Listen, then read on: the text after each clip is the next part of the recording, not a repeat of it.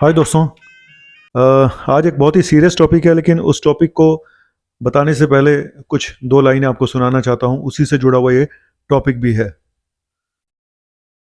तुम इतना जो मुस्कुरा रहे हो, तुम इतना जो मुस्कुरा रहे हो, क्या गम है जिसको छुपा रहे हो, क्या गम है जिसको छुपा रहे हो, तुम इतना जो मुस्कुरा रहे हो।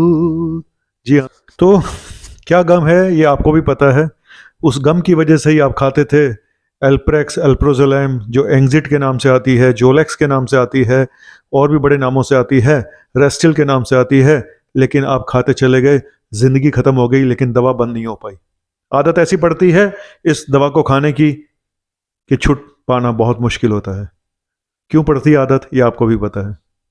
एंग्जाइटी के लिए खाई, पैनिक डिसऑर्डर होता था, घबराहट होती थी, बेचैनी होती थी, मन नहीं लगता था, मन दुखी रहता था, तो किसी ने बोल दिया एल्प्रेक्स खा लो।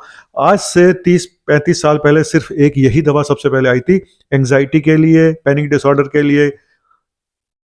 तो मैंने भी शुरू करी थी उस जमाने में, जब मैं मेडिकल कॉलेज में पढ़ता था। मैं भी बहुत घबराया सा रहता था, क्योंकि स्ट्रेस इतना था, टॉर्चर इतना था, मेंटल टॉर्चर। आदत पड़ गई, लेकिन मैंने तो छोड़ दी। कैसे छोड़ी वो एक अलग टॉपिक में बता चुका हूं, लेकिन आज आपको यही बताने जा रहा हूं कि एल्प्रेक्स को कैसे बंद करें। अगर आप भी एल्प्रोजोलैम खा रहे हैं, कोई 0.25 खा रहा होगा, कोई 0.5 खा रहा होगा, कोई एक टैबलेट खा रहा होगा, कोई 2 टैबलेट खा रहा होगा, और कोई कहीं कई सारी टैबलेट खा रहा होगा, ठीक है। यही चीज बाकी और भी ऐसी दवाइयां होती हैं, जैसे जोल्पिडेम है या और क्लोनाजिपाम है। बड़े सारे लोग इसका आदत का शिकार हो जाते हैं और छूट नहीं पाती। तो क्या करें। वैसे आज आपको बता दूं कि अब हम एल्प्रेक्स बहुत ही कम लिखते हैं, ना के बराबर लिखते हैं, ठीक है। और अगर देनी भी होती है तो बहुत कम टाइम के लिए देनी चाहिए, शॉर्ट टर्म के लिए, क्योंकि बहुत एडिक्टिव मेडिसिन है, बहुत ज्यादा इसका एडिक्शन हो जाता है। सबसे पहले बताऊंगा कि आखिर जो एल्प्रेक्स, इसीलिए बोल रहा हूं कि एल्प्रेक्स सबसे ज्यादा कॉमन नेम है, सबसे ज्यादा अवेलेबल मेडिसिन जो लोग खाते हैं, सबसे ज्यादा जो जिस नाम से इंडिया में मिलती है वो एल्प्रेक्स ही है, और सबसे पुरानी दवा भी एल्प्रेक्स ही है शायद, बाद में दूसरे नाम से भी आ गई।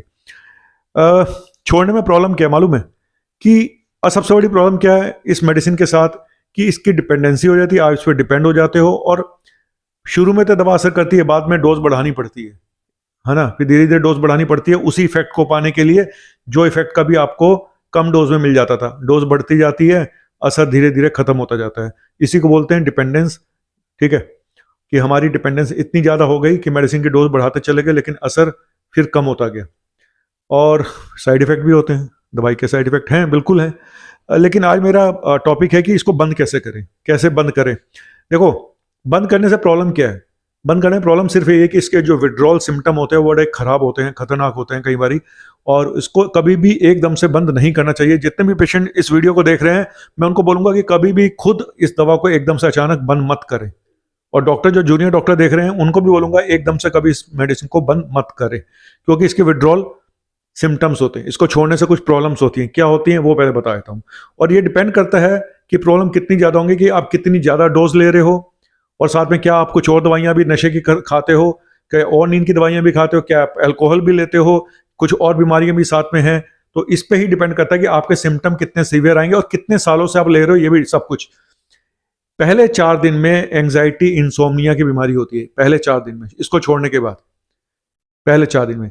लेकिन जो मेन सिम्टम आते हैं इसके, वो आते हैं 10 से 14 दिन में, और सबसे खराब दिन यही होते हैं 10 से 14 दिन, जब फिजिकल सिम्टम आने शुरू होते हैं। आपके हाथ कांपने लग जाते हैं, जैसे नशेड़ी को आपने पिक्चरों में देखा होगा कि जब उसको नशा नहीं मिलता तो वो कैसे उसको शो करते हैं, बिल्कुल वैसे कुछ होता है। आपके हाथ कांपने लगते हैं, आपको स्वेटिंग होती है, आपका मन खराब होता है, आपका वजन कम हो सकता है, आपको पूरे बॉडी में पेन शुरू हो सकते हैं, एंग्जाइटी हो सकती है, पैनिक अटैक हो सकते हैं, साइकोसिस हो सकती है, उल्टा सीधा हो सकता है, कुछ भी बोल सकते हैं, सीजर आ सकता है, फिट्स पड़ सकते हैं। तो इतने बड़ी बड़ी प्रॉब्लम हो जाती हैं इसको छोड़ने के बाद, समझ रहे हो। और कई बार ये सिम्टम, ज्यादातर कुछ सिम्टम साल तक भी रह सकते हैं, लेकिन सबसे ज्यादा जो होते हैं 10 से 14 दिन, ये सबसे खतरनाक होते हैं, ठीक है। इसके बाद 7 से 28 दिन में आपको एंग्जाइटी, इंसोम्निया की प्रॉब्लम बाद में हो सकती है। और कुछ लोगों में यह भी देखा गया है कि इसके बाद पोस्ट एक्यूट विड्रॉल सिम्टम भी आते हैं, जिनमें कि एंग्जाइटी और नींद की प्रॉब्लम ज्यादा होती है। और करीब 1 महीने बाद जो सिम्टम होते हैं उसमें ये पता लगा पाना बहुत मुश्किल होता है कि क्या ये उस बीमारी के सिम्टम है जिसके लिए खा रहा था, या ये छोड़ने की वजह से है। 1 महीने बाद, 1 महीने बाद ऐसे सिम्टम जो एंग्जाइटी के सिम्टम होते हैं, जो इंसोम्निया, नींद का ना आना, तो ये पता लगा पाना मुश्किल होता है कि दवा के छोड़ने से हुआ या कि ये पुरानी बीमारी के ही लक्षण फिर आ गए हैं। ठीक है, और जनरली जब आप इसको छोड़ते हैं तो जिस बीमारी के लिए आप ले रहे होते हैं उसी बीमारी के सिम्टम वापस दुगने स्पीड से वापस आ जाते हैं। अगर आप एंग्जाइटी के ले रहे हो तो आपकी एंग्जाइटी कई गुना ज्यादा हो जाएगी इसको छोड़ते ही। तो ये प्रॉब्लम सारी टोटल 1 महीने के आसपास रहती हैं मोटा मोटा। अब करें क्या? छोड़नी तो है। अब कई लोग उसको देखो, पहली चीज अपने आप मत छोड़ें, छोड़नी है बहुत धीरे धीरे छोड़नी है, बहुत धीरे धीरे। और हम क्या करते हैं, हम अगर जैसे मैं बोलूं कि अगर आप 5 गोली ले रहे हैं तो मैं जनरली बोलता हूं कि हफ्ते में आप 1 दिन बंद कर दिया करो। शुरू के 1 महीने में यही बोलता हूं कि महीने में 1 दिन बंद कर दो, फिर मैं बोलता हूं महीने में 2 दिन बंद कर दो। मैं इस तरह से धीरे धीरे छुड़ाता हूं। और कई बार जब मुझे लगता है कि नहीं पेशेंट छोड़ पा रहा है तो हम क्या करते हैं, ये है शॉर्ट एक्टिंग जिसका असर कम रहता है। अगर 8-10 घंटे इसका असर रहता है तो हम इसको लॉन्ग एक्टिंग दवाई से रिप्लेस कर देते हैं।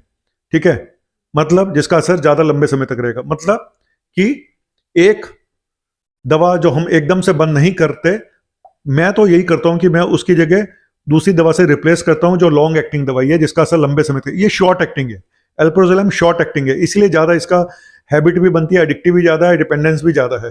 तो लॉन्ग एक्टिंग मेडिसिन से इसको रिप्लेस करते हैं। डोज हमें वो डॉक्टर ही देख के बता सकते हैं कि हमें कितनी डोज से कितनी रिप्लेस करनी है। और साथ में ये पता लगाओ कि अगर उसको डिप्रेशन है तो डिप्रेशन की दवाई स्टार्ट करते हैं। ठीक है, उसको कुछ और बीमारी है तो उसकी दवाई शुरू करते हैं। तो कई बार क्या पेशेंट को खुद ही और ज्यादातर पेशेंट ये दवा अपने आप खा रहे होते हैं, या तो केमिस्ट उनको बता दिया था कभी आज से कुछ साल पहले, या किसी छोटे मोटे डॉक्टर ने बता दिया, या पड़ोसी ने बता दिया, या कहीं से पढ़ के आपने शुरू कर दी। तो ज्यादातर लोग ये अपने आप खाते रहते हैं, डोज भी अपने आप कम ज्यादा करते रहते हैं और ऐसे ही चलता रहता है, बस जिंदगी गुजर जाती है। लेकिन दवा मरते दम तक साथ नहीं छोड़ती, एल्प्रोजोलैम। आजकल और मेडिसिन आ चुकी है, क्लोनाजिपाम आ गई है, एटिजोलैम आ गई है, जो इससे थोड़ी कम एडिक्टिव हैं। लेकिन एक दवा मैं जरूर बोलूंगा, इसके बारे में फिर कभी बताऊंगा, जोल्पिडेम। जोल्पिडेम का भी बहुत एडिक्शन है, सच बता रहा हूं। जितना एल्प्रोजोलैम का एडिक्शन है उतना ही जोल्पिडेम का भी एडिक्शन है, जो जोलफ्रेश के नाम से आती है। तो पता तो आपको भी होता है कि गम क्या है, क्यों है, किसकी वजह से है। रास्ते खुद बनाने पड़ते हैं और आपको रास्ता अपना बनाना पड़ेगा। जी हाँ, ठीक है, क्योंकि हर चीज़ का इलाज दवा नहीं होता। दवा आपको कुछ समय के लिए मजबूत कर सकती हैं, लेकिन ज़िंदगी भर आप दवा के सहारे नहीं रह सकते और दवाइयाँ बंद करनी ही पड़ती हैं एक नया समय आगे। तो योगा करें, मेडिटेशन करें, थोड़ा फिजिकल एक्टिविटी करें, थोड़ा डाइट अच्छी लें, पानी खूब पिएं और सब कुछ ठीक हो जाता है समय के साथ। अच्छे डॉक्टर की निगाह में रहें, अच्छे दोस्त की निगाह में रहें, अच्छे दोस्त का साथ जरूर साथ में होना चाहिए। Thank you very much. आपका अपना डॉक्टर नवनीत कादा। अरे सब्सक्राइब कर दो यार।